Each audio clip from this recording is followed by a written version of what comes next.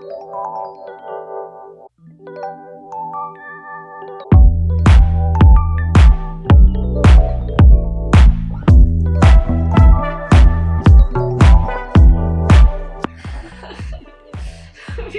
like super nervous right now. It's like so nervous to cut kale. We don't know what to do. Hi, my name's Evan Rilling, and I want to tell you about my grandma's third child. Do you want to start from the top, or are you good? I'll just introduce myself. Does that sound good? Hi guys, my name is Chloe, and welcome back to my channel. I am here today with Evan Rilling, who is a master chef who I've heard through the grapevine used to be the chef of Will Smith. Yeah. Is this true? This is true. Great. So you guys, he is an amazing chef. I'm going to let him introduce himself here. Okay, hi, my name's Evan Rilling, and I'm a professional chef. And my mission right now is to support people to become healthy home chefs and bring back the art of healthy home cooking. I'm wanting to help people really connect to themselves more, connect to the earth more, live a healthier lifestyle, and share more delicious meals with their friends and family. And most of all, have fun in the kitchen. There you go. We're going to have fun today. I'm super excited about this. So, Evan, what are we making today? So we're going to make a kitchari. My good friend Doug actually taught me this recipe. Well, he taught me... Good friend Doug. Don't we all have good friends named Doug? So classic. He taught me a kitchari recipe. So this is a spin-off. I've added a few things. Some things that... We're making it fancy. Kitchari 2.0. Extra special super sauce. Just for you guys. So get ready. It's going to be super flavorful, super tasty, and a lot of cool herbs and spices we're going to teach you about. Which is what's really cool. Like, I loved pulling out all the ingredients for this. We are using so many different random spices that I normally don't use in my cooking. And I think a lot of us, we sort of just get stuck in the whole salt and pepper sort of thing.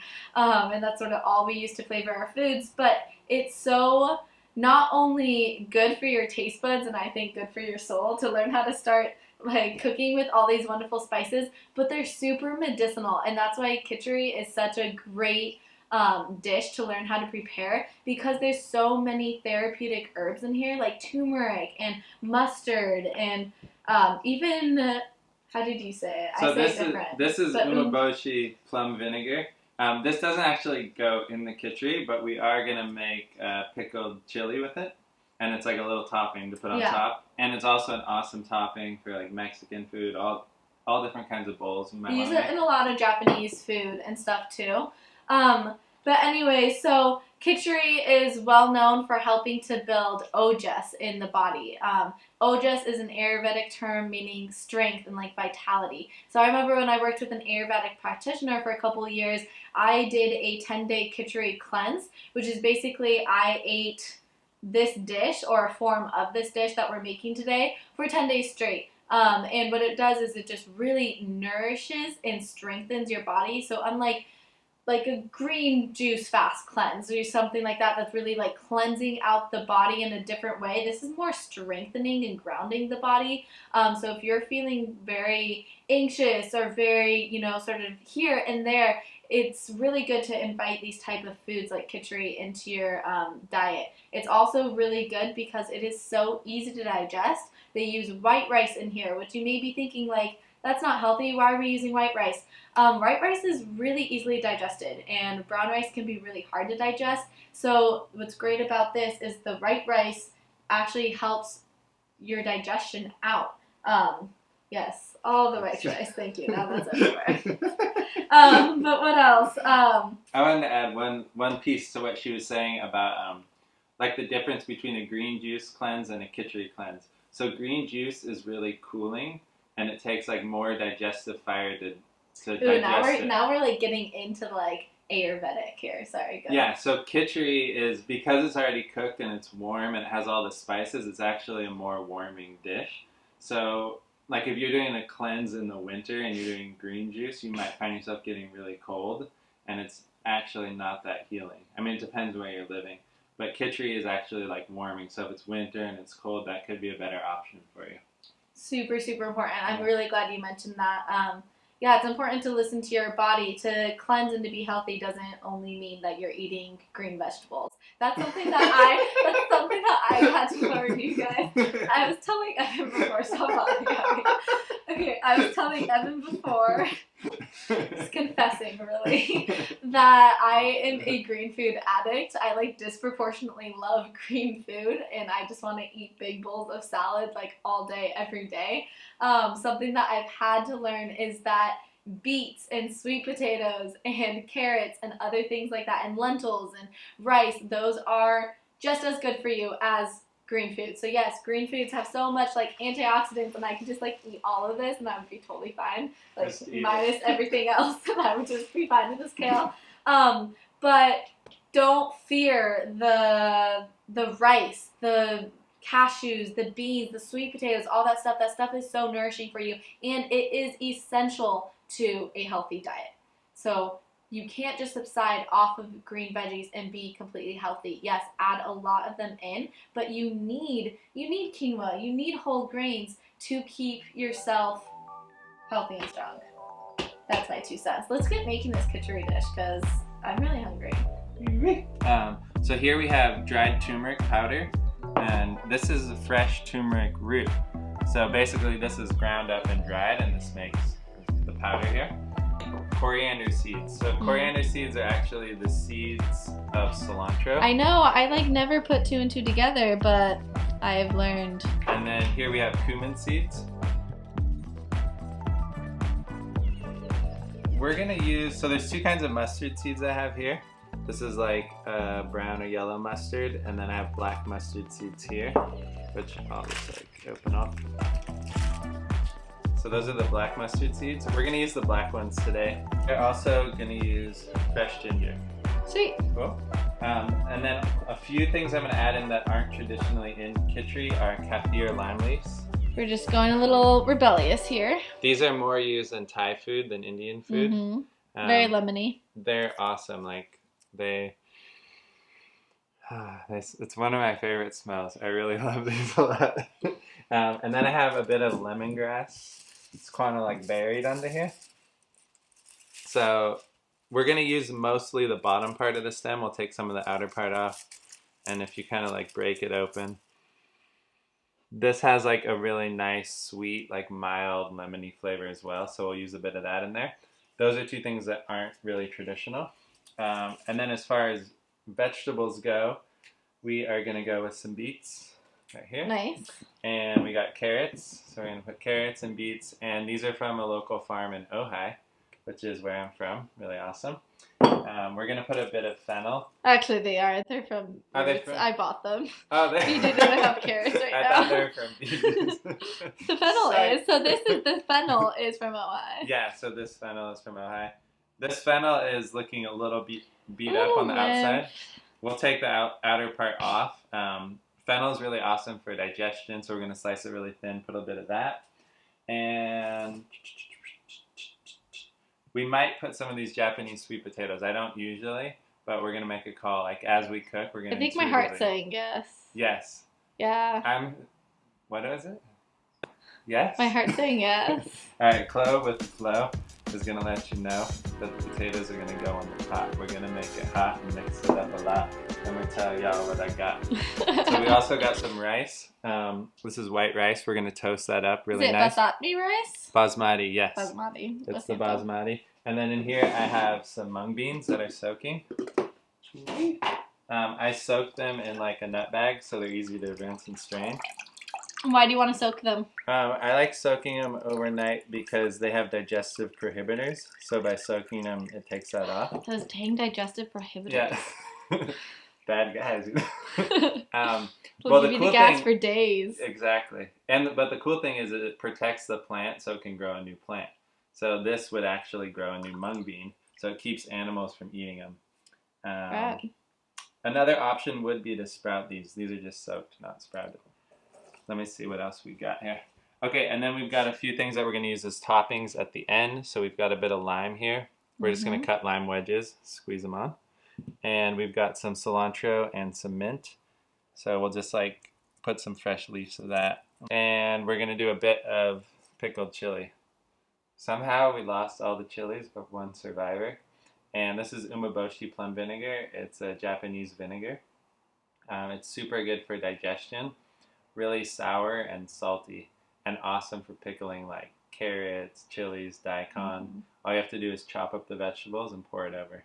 Red onions too are very good. Cool, so I was just telling Chloe a little trick for setting up a cutting board. So what most chefs do in restaurants is they take a towel and get it a little bit wet, fold it, and then just put it down under the cutting board. Ideally, you want the towel to not be coming out of the edges like this, so it's like easy to wipe your space around. But I'm not that fancy, and I only have one set of towels, and they're big, so it's working. we're gonna deal with it. Yeah, and these are, it's pretty high. So I might give you a few like knife tips too if you want. And let's start with the carrots. So with carrots, we have an option to peel them or not peel them. The peels have a lot of nutrients. They're a little bit like, the flavor is a little bit more earthy and gritty, not quite as sweet. So I'm gonna let you choose on that. Oh, I'm definitely an earthy girl. And gritty or just earthy? Earthy and gritty. Okay. I'm earthy and gritty. All right, cool. So we're gonna chop some carrots. Let's start with 2. Slash, I'm like really lazy when it comes to the kitchen, so it's a lot faster to just not peel it. So let me show you how we're gonna do it. Yes. Cool, so we got the towel under, we got the knife. The basic way you hold your knife is you're gonna grab with your pointer finger and your thumb right here. So it balances like that. The other hand makes a claw. So the knife is gonna go right along your fingers and your fingernails will go back, thumb goes behind.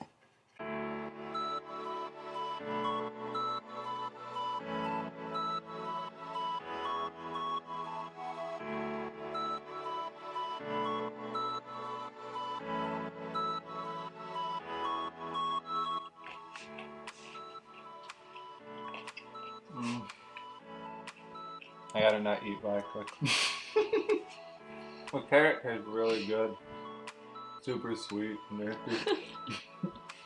This is a big ass beet. So, alright, cool. So we got a beet. Okay. This is a really big beet. I think 1 beet will be plenty for us.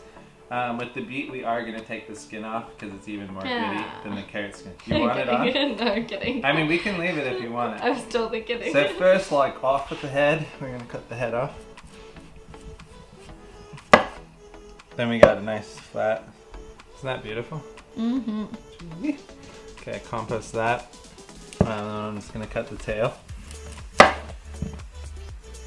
Alright, so you got 2 options now. You can use a peeler and like peel around, or you can use a knife. I'm going to use my knife actually and just show you guys how to do this. So I'm just going to kind of, I'm sliding the knife back and forth as I'm going on the shape of the beet.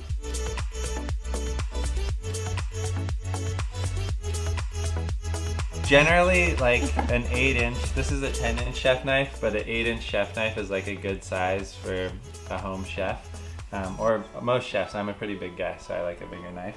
I've just noticed so many people in their homes have a bunch of knives that aren't very good and are totally dull. And it's just not a good wrap. Buy one really good knife, get it sharpened every couple months from like a local sharpener, and you're gonna be in really good shape. Quality, not quantity, with everything in life. Yes. Okay, so for these, I'm just going to show a different kind of chop, so we're going to make like little matchsticks. So we'll just cut them this way first.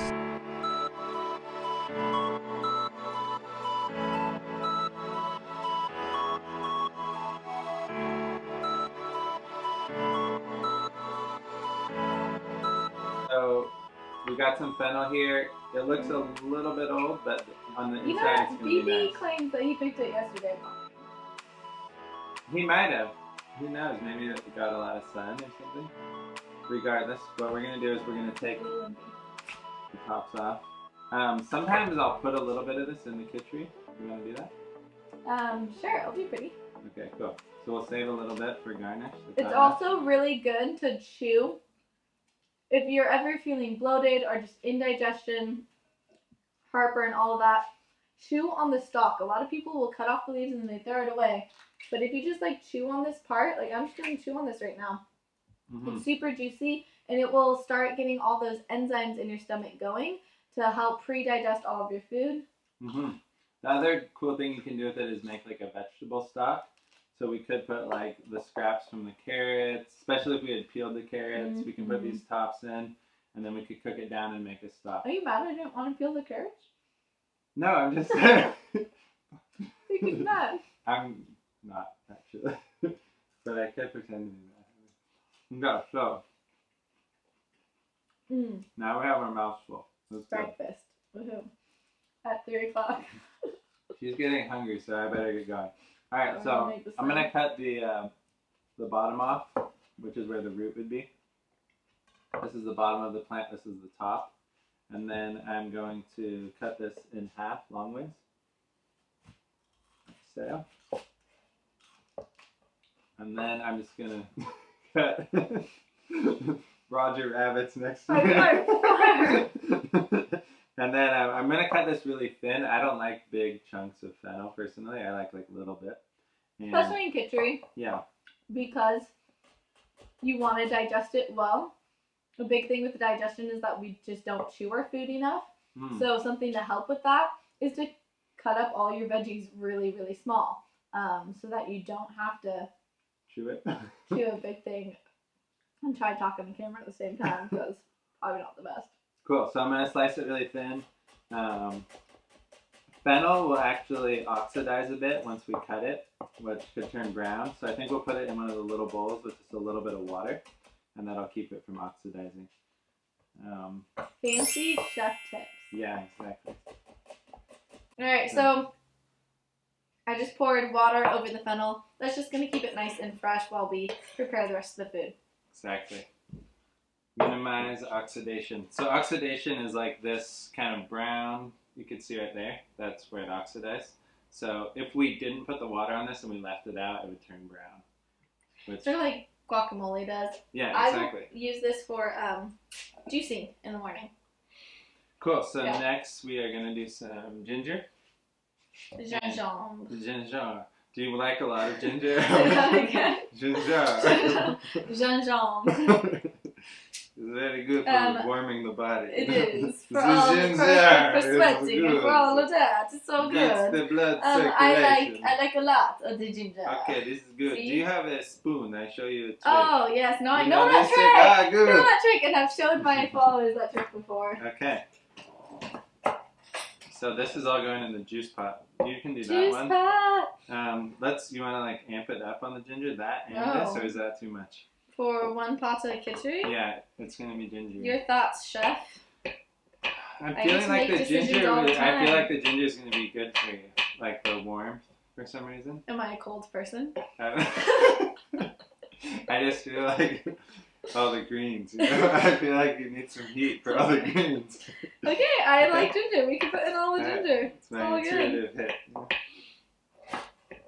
So what I'm doing is I'm just taking a spoon and I am sort of grating the ginger, and it will take off the skin. The Japanese man at the farmer's market showed me this. He also tells me like a million times, ginger, no fridge! Ginger, no fridge! Don't put your ginger in the fridge. It's true. When you put ginger in the fridge, it messes the structure up. Same with tomatoes, too. Have you noticed that? They're like not as juicy and good. Same with ginger. So this one's peeled, closed, almost done with hers. And not that far behind, it's done. Yeah. She's fast good. So I'm just going to show you guys how to chop it. Alright, so I peeled the ginger and I'm going to show you guys a little trick for chopping it. So I'm going to take one side off, like that. And then I'm going to flip it on that side, so that makes it nice and stable. And then I'm going to cut nice, thin, long slices, like so. And then with those slices, I'm going to do thin, long ones this way. And then I'm going to come back the other way. So they're like nice little ginger pieces. Another option would be to grate the ginger if you wanted to. That's what I always end up doing. Yeah, if you're not like a master chopper, grating's a little easier. But I have in my presence a master chopper. Master chopper is in the house. We are chopping away. Yeah, I love chopping. Hip hop, chop, I drop the beat. I'm like a ninja when I chop your ginger. Whatever you're into. Kitchari, kicking these, spitting these flows. I'm dropping the beat and I'm letting them know. Carrots, beets, fennel, turmeric, I got a couple more spices nice. I got some, I want to say cardamom, but cumin. Check it out because I keep it moving. I'm just a human making the movement. Yeah, I'm grooving. Plus, when I get on the scene, I got to put some greens for Flo. You know she got that flow. I got that flow that's hippin' hoppin' without a beat. I'm known to drop. And if you feel me, I'm gonna bring the heat like some chili. Free Willy, but I still get silly. I'm a hillbilly in the kitchen on a mission. Have you ever read The Power of MEOW? No. Should I? It's a very powerful book. Especially if you like cats.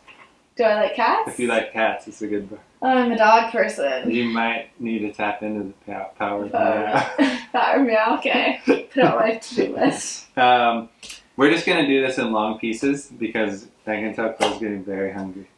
So Can you? we don't need to do more chopping. Lemongrass is super awesome to make tea with, and we could even do that with some of these scraps if we want to. You could do like lemongrass ginger tea. With honey, raw honey, and yes, bit of lime or lemon.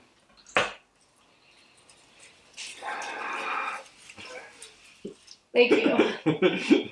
Thank you for that. So good. So I'm just gonna leave them like little sticks, and you might find them in the store, kind of like this, anyways. And what I'm gonna do is slightly crush them. But hey, okay, good. Warning here. So those are now ready. That's it. That's you it. guys, I love lemongrass, but I never cook with it. It's awesome in curries. I'll like, usually just like cut it up, and then I like put it in the pot of rice with like coconut milk or whatever. Oh yeah, that's good. Yeah. Yeah, and then but I like have never done more than that with it. Sometimes what I'll do if I'm making like a curry or something is I'll cut it really fine and like blend it into a curry paste. Is really good. But we're gonna take the shorter route. So Nice. we are ready to start cooking, and while it's cooking, unless the sweet potatoes, do you want those or no? My thoughts this morning. Oh, he's coming over at 11, so I probably shouldn't eat breakfast. I knew better. It's like 5 o'clock. Yeah, it takes a while to do this. Okay, yes. Do you want sweet potatoes or no? No. Okay, no sweet potatoes. Right? Yeah, no. No, it could be good. But we have so much other stuff. Yeah. What do you think, Chloe? Sweet potatoes, yes or no? So much pressure. This is the moment of truth. Well, what else are we doing? We're doing like the kitchari, the rice, and all of that. Okay, so what's going in the kitchari? It's going to be the spices. We're going to toast those. Then we're going to toast the rice. So that's going in the coconut oil. Alright, let's just get cooking. No sweet potatoes. Okay, we're going to start cooking. We're gonna cook! Get ready.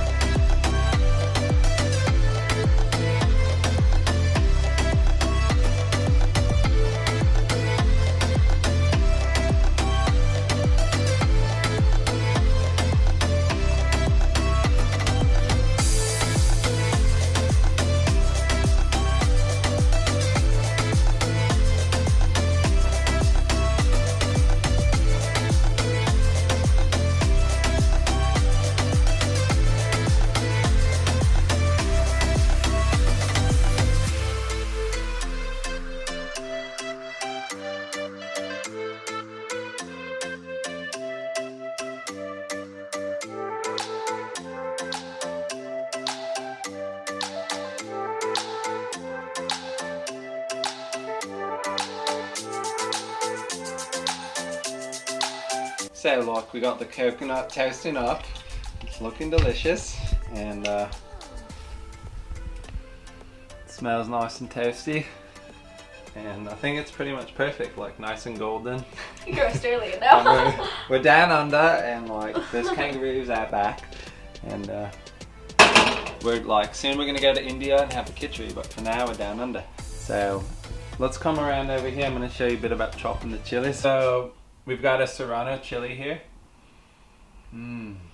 Delicious. So usually when you find these in the store, they are green, which means they're not totally ripe.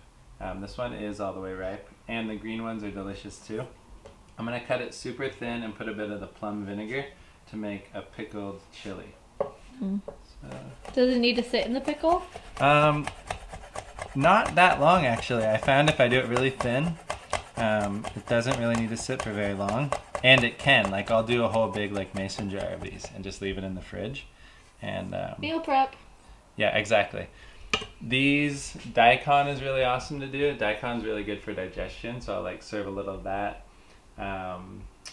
Purple onions are super awesome, like really thin, and then in the vinegar, or like thin carrots too. These chilies though, people generally go crazy over. Super good. Just like switching back from Aussie to not. Have you ever been to Australia? Yeah, like I've been down under. Just one time, but maybe like 5 months, 6 months there. Ooh. Alright, so I'm gonna put the umeboshi plum vinegar in here now. Just like get it up in there. It's a beautiful purple color. So these are the KAFFIR lime leaves here.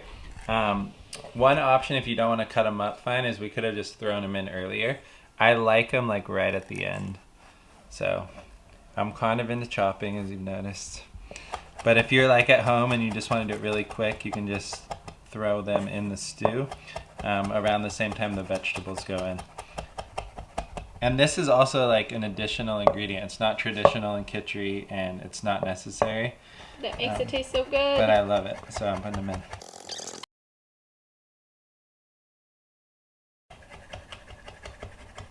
So if you've ever been out to like Thai food, you might have had a curry with these, or tom kha gai is a Thai soup where they put a lot of these in them. That's awesome. Yee.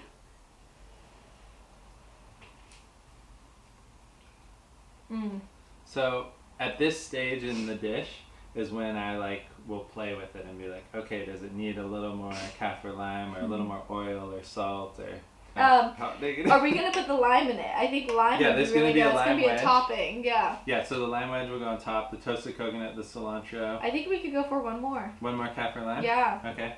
Try one more bite and then I'm gonna chop it as you try it.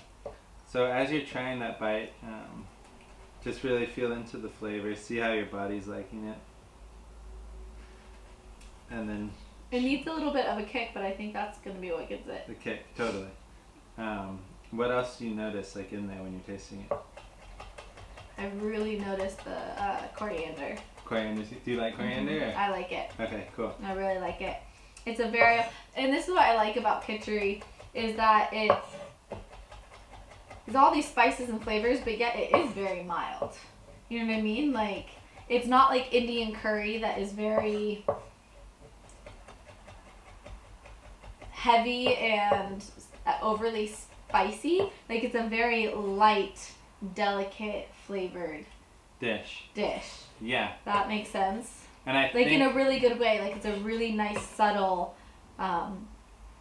blend of all these things. Alright, Cool. what's our next step? Okay, so the next step is we're just going to cut this lime into wedges. So let's do that real quick. We have kitchari for days. Kitchari keeps really well. I used to make it, it would stay in the fridge for a good 4 or 5 days.